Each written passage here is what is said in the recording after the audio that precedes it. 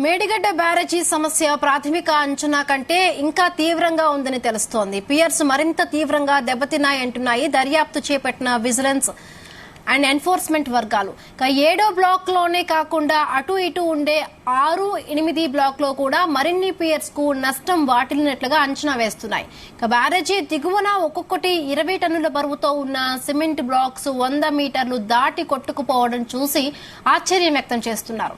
మేడిగడ్డ బ్యారేజీ కుంగిపోవడానికి, Pierce భారీగా దెబ్బతినడానికి నాణ్యత, నిర్వహణ లోపాలతో పాటు అనేక వైఫల్యాలు వెలుగు చూసినట్లుగా తెలుస్తోంది.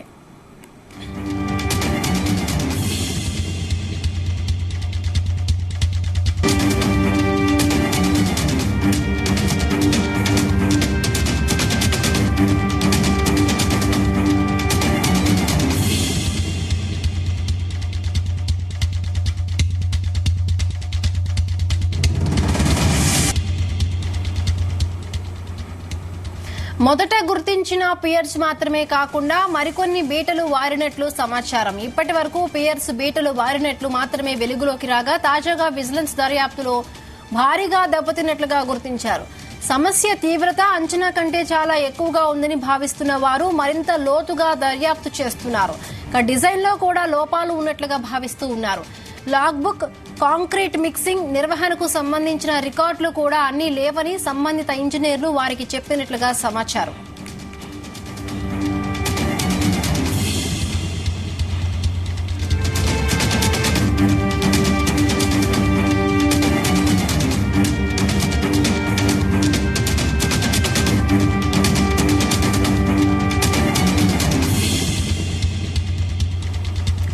మేడిగడ్డ బ్యారేజీ కుంగిపోవడంపై విజిలెన్స్ అండ్ రికార్డుల వారు అన్ని స్వాధీనం చేసుకున్నారు. ఈ నెల 16, 17 తేదీల్లో డైరెక్టర్ జనరల్ రాజీవ్ రతన్ ఆధ్వర్యంలో అధికారుల బృందం స్వయంగా మేడిగడ్డ బ్యారేజీని పరిశీలించి ఇంజనీర్లతో చర్చించింది.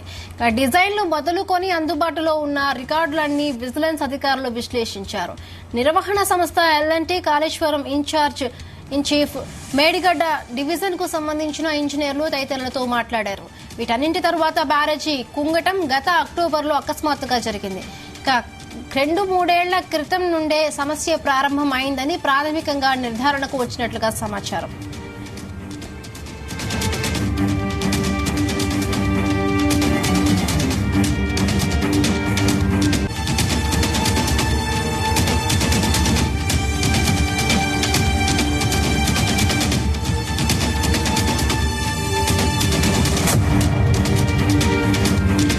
సీసీ బ్లాక్లు కొట్టుకుపోవడం వల్ల ఇసుకలో కదలిక వచ్చి రాఫ్ట్ దిగువన ఖాళీ ఏర్పడడంతో కూడా సమస్య వచ్చి ఉండవచ్చుననే కోణంలోనూ అధికారులు వివరాలు సేకరించినట్లు సమాచారం.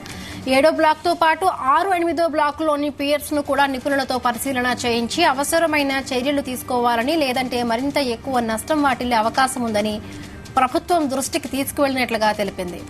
పియర్స్ పైన తక్కువ కాలంలోనే సిమెంట్ లేచిపోవడం, గడ్డర్ల వద్ద పగుళ్లు ఏర్పడడం చూస్తే నాణ్యత సమస్య ప్రధానంగా ఉన్నట్లుగా భావిస్తూ ఉన్నారు.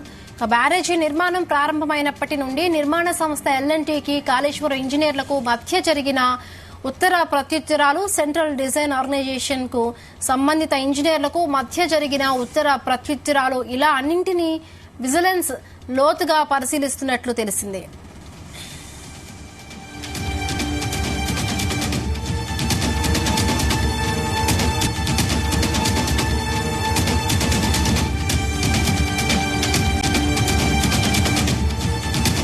మేడిగడ్డ బ్యారేజీని 2019లో ప్రారంభించగా ఆ తర్వాత ఎప్పుడూ వర్షాకాలానికి ముందు ఆ తర్వాత పరిశీలన చేయలేదని బ్యారేజీ ఇంజనీర్లు కూడా విజిలెన్స్ అధికారుల వద్ద అంగీకరించినట్లు సమాచారం.